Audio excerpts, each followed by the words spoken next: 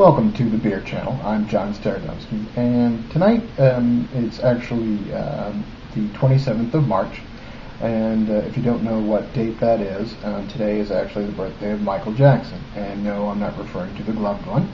The Michael Jackson I'm talking about is well known to most beer aficionados. He is the author of a number of books on the subject of beer.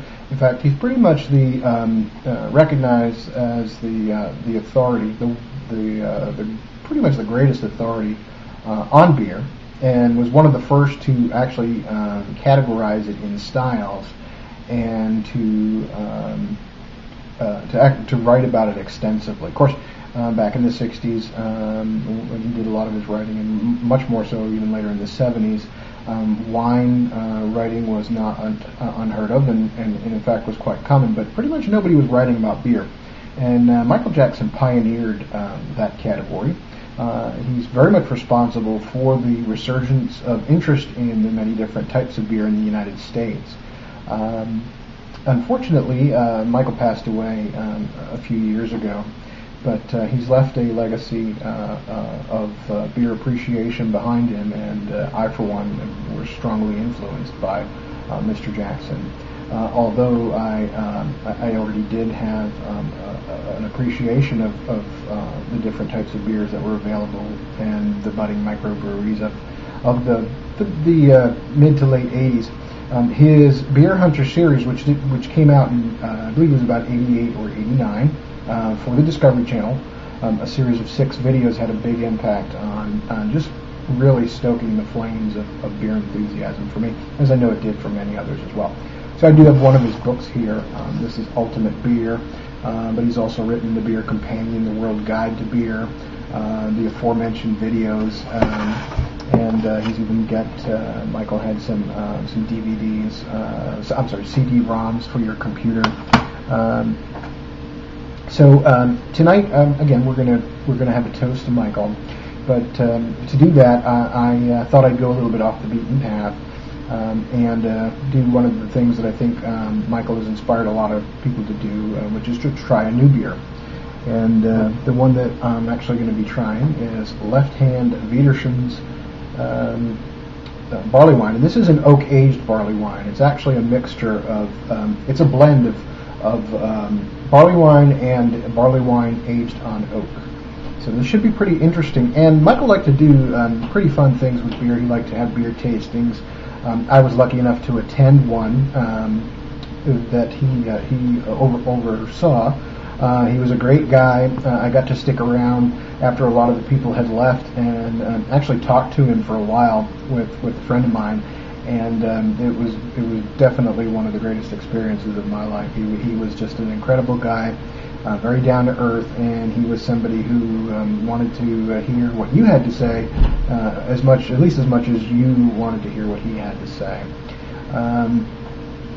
But again, Michael liked to do things with beer other than just drink it off the tap. And in that vein, this beer I've actually been sitting on for about a year and a half.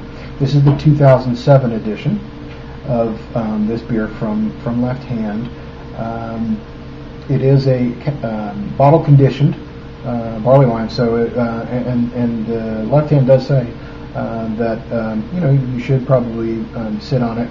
You can try it fresh if you want, or you can sit on it either way and let it mature a little bit in the bottle. Barley wines being pretty big beers with a good sturdy alcohol content. This one is not telling me. I'm assuming it's about 9% by volume. They're gonna if you store them properly, they should hold up over time. And I've kept this one pretty cool, and we're going to go ahead and see how it's fared.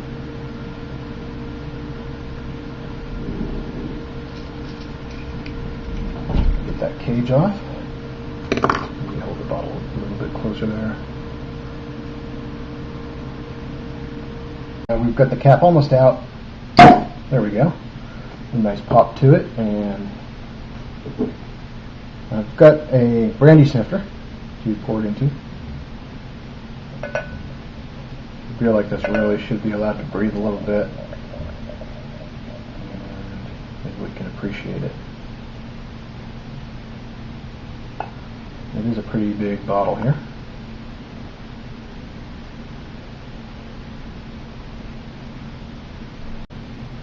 Okay, and as you can see, it's got a very, very rich looking, kind of a bright orangey color, a little hazy, but it's got a pretty big head on it, especially for a barley wine, a little bit more than I expected.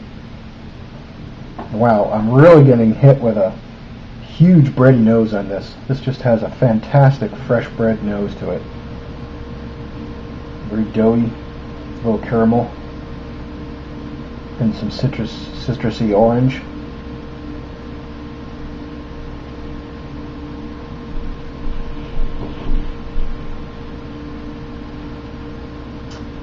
And the body on this is really, really good. It's big and chewy, and it has a really thick, luxurious mouthfeel. It's very smooth.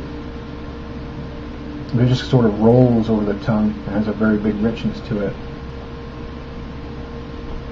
There's a big caramel component underneath. But you're definitely getting that fresh bread type flavor to it. The chewy caramel, the fresh bread, the citrusy orange fruit.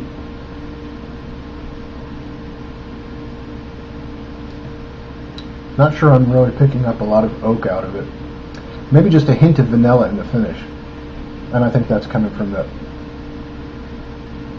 woodiness.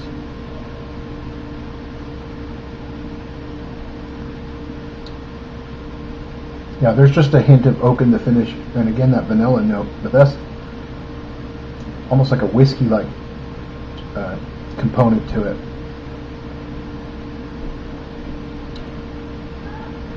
And it's got a good bit of hops too. There's some bitterness in the finish. They're more of a grassy type hop aroma and bitterness. But after a year and a half, I imagine that when the beer was young, it probably had a more vibrant hop component to it. That's probably mellowed out a bit over the year and a half that I've aged it. But I think sometimes that really helps to smooth out beers like this. And I think this is really, really good. I wouldn't stack it up against probably some of my favorite barley wines, like an Old Crustacean or from Rogue or Bigfoot from Sierra Nevada, but it comes close. I think it's certainly a 4-star barley wine. It was a bit pricey. I think I paid a year and a half ago when I bought it about $11 or $12 for the 750 milliliter bottle. But we're gonna use it tonight and toast Michael. Thanks for all you did, MJ. The beer geeks of the world salute you, and we really appreciate all your contributions. If you've never read a book by Michael and you're interested in beer, I have to tell you, there's really no better way to start down the path of beer appreciation. Pick up one of his books, or try his Beer Hunter video series. Better yet, try some of the beers that he talks about in those, and see if you get the same kind of flavors and aromas that he does. But certainly you're going to learn a lot about beer through Michael's books and his Beer Hunter series. Aside from that, if you happen to get a hold of this beer and try it, I hope you'll log on to brewguru.com, drop me an email, brewguru@brewguru.com, and let me know how you think. If you're catching this tonight, the 27th, maybe you can toast Michael too. But in any event, open a beer, enjoy it, and thank you.